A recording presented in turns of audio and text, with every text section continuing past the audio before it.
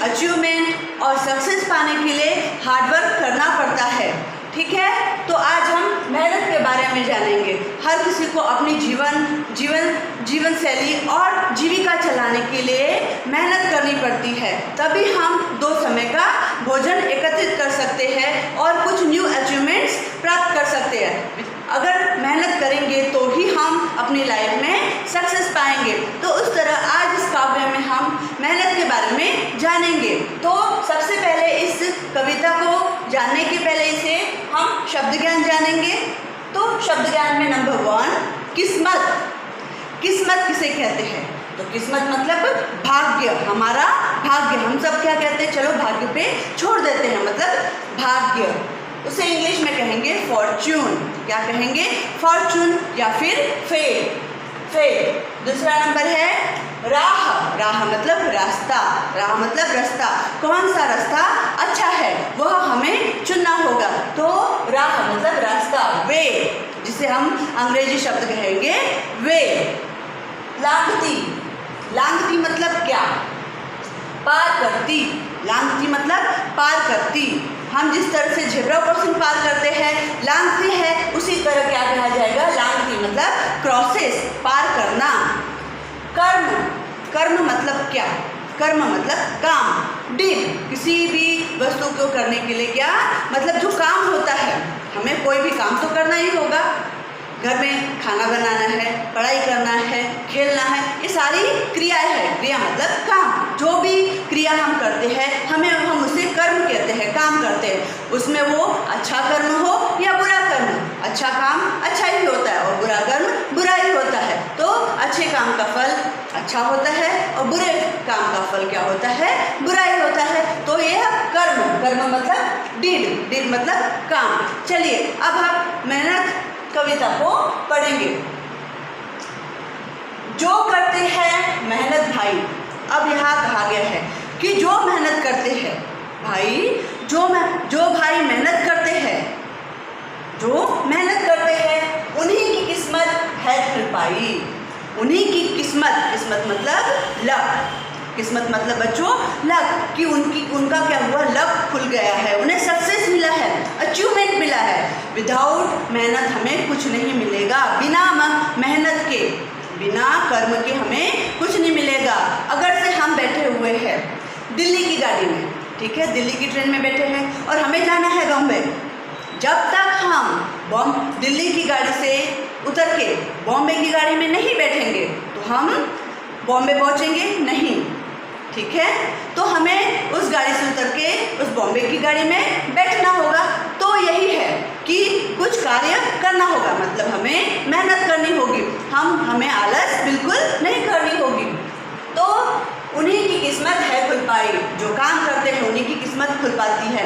आपने जानते होंगे आइंस्टाइन हो गए, फिर और भी बड़े बड़े जो न्यूटन है, उन्होंने बहुत मेहनत की। अब्दुल कलाम है, उन्होंने बहुत मेहनत की और अचीवमेंट पाई है।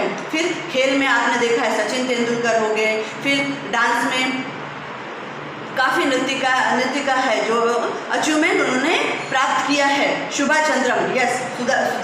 चंद्रन, उन्होंने भी अचीवमेंट, उनका तो पैर भी नहीं था, एक पैर कट गया था उनका एक्सीडेंटली, तो भी उन्होंने इतनी मेहनत की और अचीवमेंट पाए। तो ये सारे हमारे एग्जाम्पल है किसके? मेहनत के। तो जब तक हम मेहनत नहीं करेंगे हमें अचीवमेंट नहीं मिलेगा। चलिए, बिना मेहनत के तो किसी ने सफलता की राह न पाई। किसी ने भी बिना मेहनत के सफलता नहीं पाई है।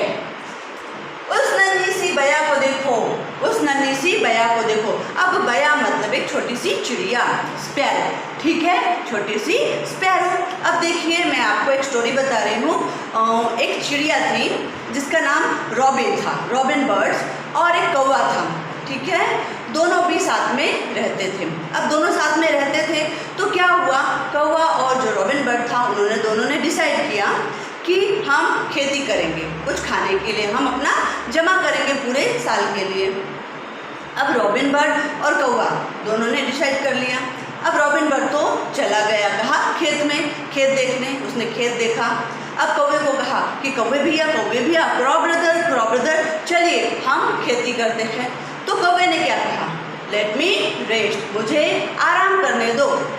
लेट मी रेस्ट, तुम जाओ मैं आता हूँ। तो ठीक है, रॉबिन बर्ड ने सोचा कि कौवा भाई बेचारा आराम कर रहा है, उसे आराम करने दीजिए। तो वो रॉबिन बर्ड चला गया खेत में गया, उसने प्लोइंग की, ज़मीन को खोदा, ठीक है। अब फिर से वापस आया, ऐसे कहा कि क्रॉ ब्रदर अब हमें क्या करना है, सीडलिंग करनी है, बीज बोना है, ठीक है। अब वो बीज बोने के लिए बुलाने आया तो उसने कहा कौवे ने, लेट मी रेस्ट, मुझे थोड़ा आराम करना है, तुम जाओ फिर मैं आता हूँ। फिर से रॉबिन बर्ड था, जो छोटा सा बर्ड था, वो फिर से चला गया, उसने सीडलिंग कर दी, उसके बाद में सीडलिंग कर दी, बीज बो दी, सारे पूरे खेत में अच्छे बीज बो दिए। अब वो वापस आया फिर से किसके पास, क्रॉ ब्रदर के पास। फिर से कहा क्रॉ ब्रदर कौवे भैया चलिए अब हमें हमारे प्लांट में वाटरिंग करनी है, मतलब पानी डालना है, ठीक है, शावर करना है। फिर से कौवे के पास वही उत्तर था कि लेट मी रेस्ट, मुझे आराम करने दो, मैं थोड़ी देर बाद आता हूँ। फिर से अब जो था रॉबिन बर्ड, उसने सोचा कि ठीक है, कौवा भैया तो आराम कर रहा है, उसे आराम करने दीजिए, मैं जाता हूँ। तो रॉबिन बर्ड फिर से चला गया और उसने वहाँ पर जाकर अपना काम शुरू कर दिया। अब काम शुरू करने के बाद क्या हुआ कि फिर फसल उग गई, चारों तरफ हरियाली हो गई, एकदम ग्रीनरी हो गई। अब ग्रीनरी होने के बाद क्या हुआ कि चारों तरफ हरियाली फैल गई। अब फिर से वो रॉबिन बर्ड कौवे के पास आया और कहा कि क्रॉ ब्रदर अब हमें वो फसल को क्या होगा, अब पक गई है फसल तो उसे काटना होगा, तो लेट मी, चलिए अब। तो फिर से कौवे ने कहा लेट मी रेस्ट, तुम जाकर काट लो। अब रॉबिन बर्ड है, चला गया, उसने अपनी हिस्से की फसल को काट लिया, ठीक है, अपनी फसल को काट लिया और अपना जो अपने पूरे साल का अपने बच्चे के लिए उसने जमा कर दिया, अपनी फैमिली के लिए जमा कर दिया। अब जो कौवा तो आराम कर रहा था, उसने सोचा कि मैं बाद में उसको काट लूँगा, पर कौवे को वो समय मिला ही नहीं।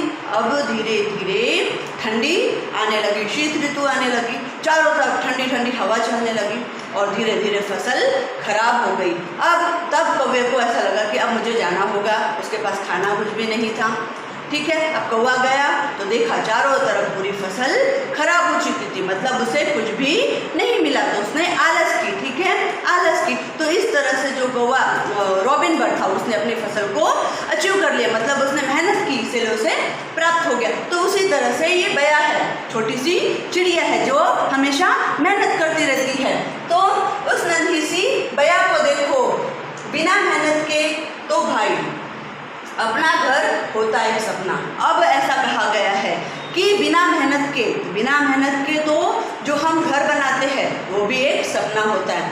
जब तक हम ईंट, सीमेंट, लोहा और सारी चीज़ें, फर्नीचर, ये सारी चीज़ें हम अपने घर में नहीं बनाते तो क्या होता है, वो सपना होता है, ठीक है। इसके लिए हमें वो चीज़ें लानी होगी, प्लम्बर को बुलाना पड़ेगा, फिर इंजीनियर को बुलाना पड़ेगा, सारी चीज़ें हमें करनी होगी।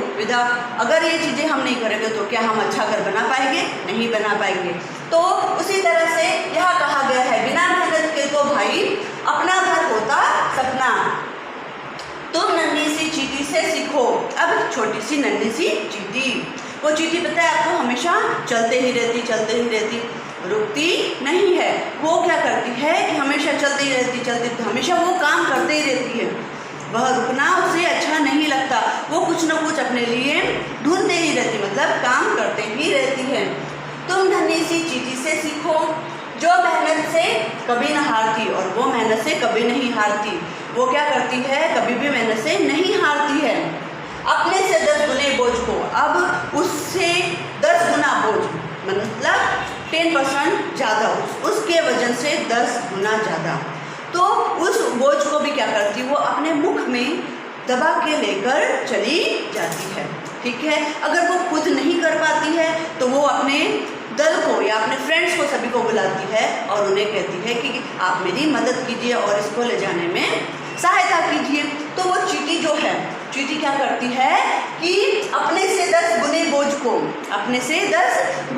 को क्या करती है, वो मुख में ले जाती है और क्या करती है, उसको अपनी जहाँ पे डेस्टिनेशन है उसको वहाँ तक वो पहुँचती है, मतलब वो कभी भी हारती नहीं है।